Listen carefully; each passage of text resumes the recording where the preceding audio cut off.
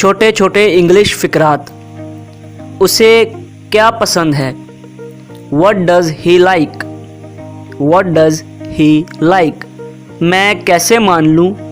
Why should I believe? Why should I believe? वो तुम्हारा हरीफ है। He is your rival. He is your rival. मेरे पास कुछ नहीं है। I have nothing. I have nothing. मेरे मशवरे पर गौर करो। Consider my advice.